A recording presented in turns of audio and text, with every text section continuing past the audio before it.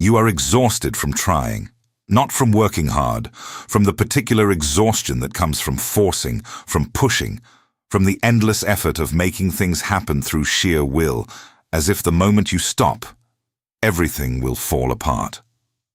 You know this feeling. It lives in your chest as a kind of low-level tension that rarely fully releases, even when things are going well. Especially when things are going well. You have been told your whole life that effort is virtue, that results come from doing more, optimizing better, controlling the variables. And so you do. You manage your reactions. You plan your next steps. You anticipate problems before they arrive. You have become very good at this. And somewhere underneath all of it, something in you is very, very tired. Perhaps you are in the middle of a situation you desperately want to influence. A relationship, a career decision, something about the future that you cannot quite force into the shape you need it to take. Perhaps you have tried everything you know how to try, and nothing is moving the way you want it to. Perhaps the effort itself has started to feel like the problem, and some quiet part of you suspects that all this doing might actually be getting in the way of what needs to happen. Tonight, I'm going to show you something that the deepest psychology ever developed about the human mind discovered. Something that will challenge everything you believe about control, effort, and why the most important things in your life seem to resist all your attempts to make them happen. Carl Jung, one of the greatest explorers of the human soul who ever lived, spent his life observing what happens when human beings stop trusting the life that moves through them and try instead to control every outcome through conscious will. And what he discovered about what happens when you do nothing, truly, genuinely, stop forcing, is more counterintuitive and more liberating than anything the self-help world has ever produced. The concept he developed to explain this phenomenon is called the unconscious. Not the unconscious as a vague backdrop to your thoughts, but as an active, intelligent, goal-oriented intelligence that operates beneath the surface of everything you consciously do. An intelligence that has been working on your life, on its real direction, its deeper purpose, its authentic shape, long before your conscious mind decided it knew best. In one sentence, the unconscious does not need your help to do its work. It needs your permission to do it, and your permission arrives the moment you stop doing. This is not passivity. This is perhaps the most demanding thing a human being can do. Jung observed something that almost no one around you has ever named clearly enough for you to act on it. He observed that the human ego, that part of consciousness that identifies as I, that plans and decides and executes.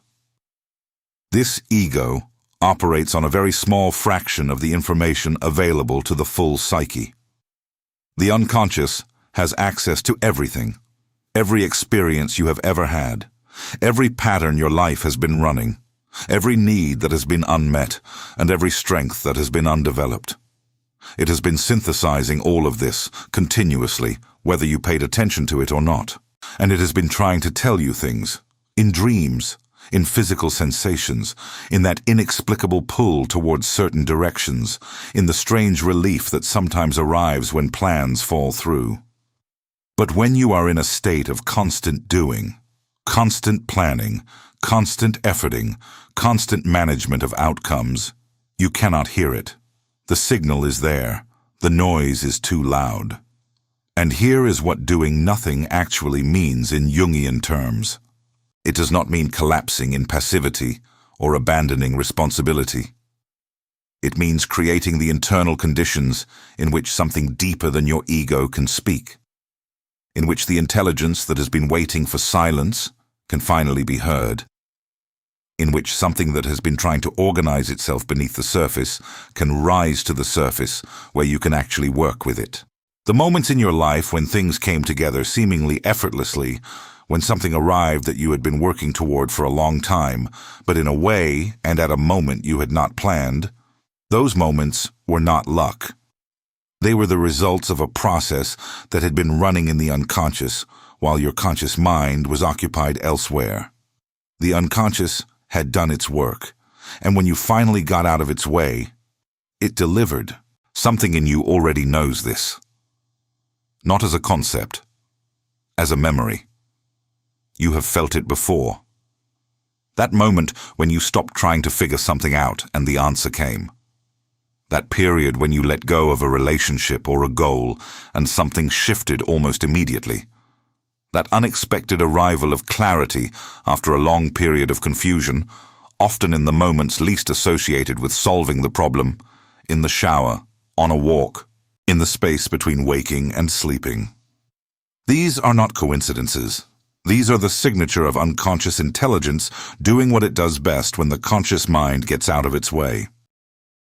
Here is the central paradox of everything you are trying to accomplish, and it is the most precise paradox Jung ever documented about the relationship between effort and result. The harder you try to make something happen, the more you prevent it from arriving. One sentence, and it contradicts almost everything your culture has taught you about success. Jung would explain this paradox as follows. The ego operates through force, through linear causation, through the application of pressure to achieve a specific outcome. And this works well enough for problems that can be solved by information and execution. You need something built, you build it.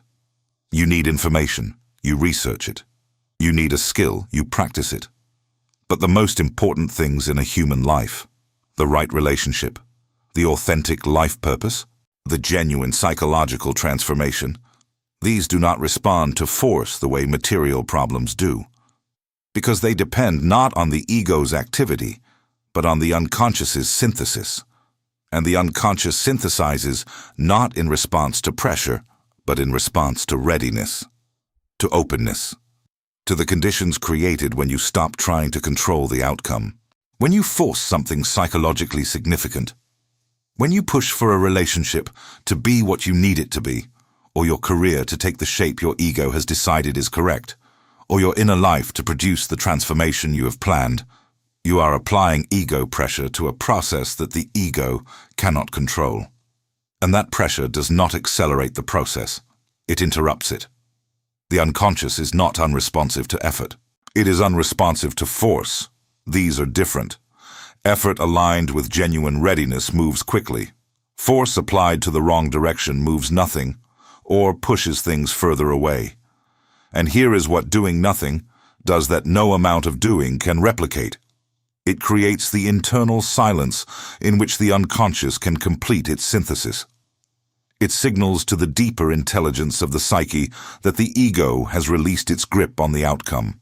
And when the ego releases its grip, something often shifts. Not because magic has intervened, but because the most important part of the work was already done, underground, and was simply waiting for the conscious mind to stop blocking its emergence. This movement, from constant doing to receptive stillness, and from receptive stillness to genuine alignment, happens in stages that you may already recognize from your own experience. The first stage is what I call the exhaustion that precedes the release. This is the stage many people are in right now. The stage where the effort has gone on long enough that something in you is starting to ask whether the effort itself is the problem. Where the pushing has produced results, sometimes good results, but not the particular result that seems to matter most. Where something that should feel like momentum feels, beneath the surface, like running in place. This stage is not failure. It is preparation. The exhaustion of the ego is often the necessary condition for what comes next, because the ego only releases control when it has genuinely run out of strategies. And when it releases, when it stops generating new plans and simply rests, something that was waiting for exactly that moment begins to move. The second stage is what I call the terrifying stillness. This is the stage that stops most people before they reach the benefit.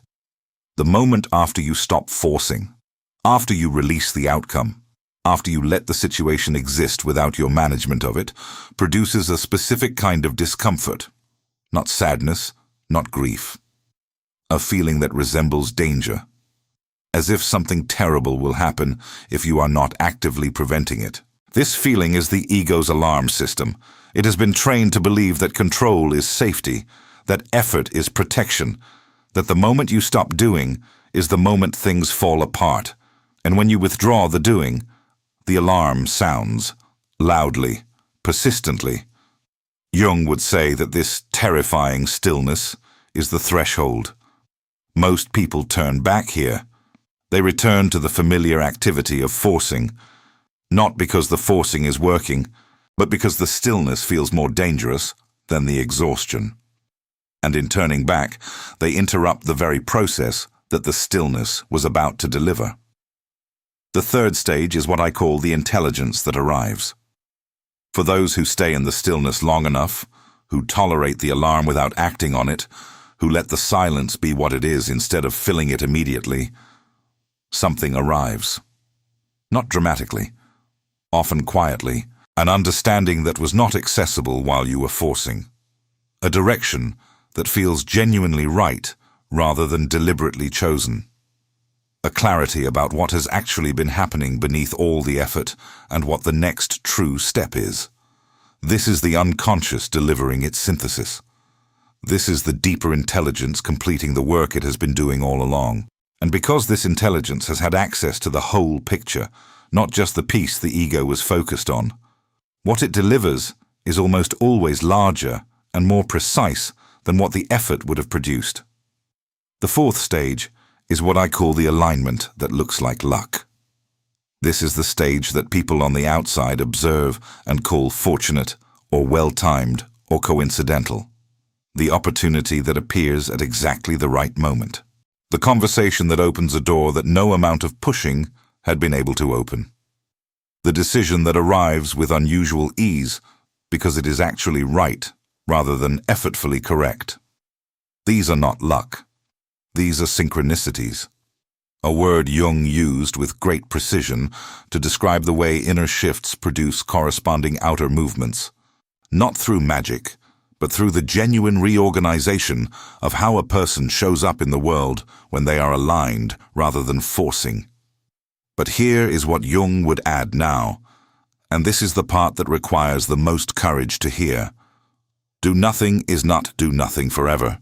It is do nothing now. And the distinction matters enormously. The invitation of this teaching is not to become passive. It is to become intelligent about the relationship between your conscious effort and your unconscious wisdom. To learn to distinguish between the action that flows from genuine clarity and the action that comes from ego anxiety about losing control. Most of what you call productivity is the second kind. Most of what actually changes your life is the first.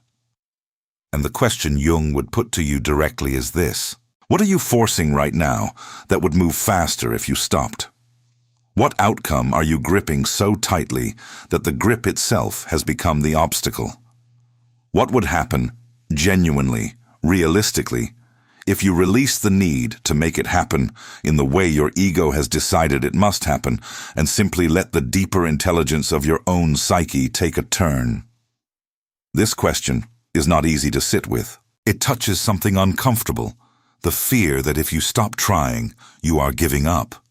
That release is failure, that stillness is defeat, but you already know the difference between giving up and letting go. You have felt both. Giving up is a collapse. Letting go is a choice.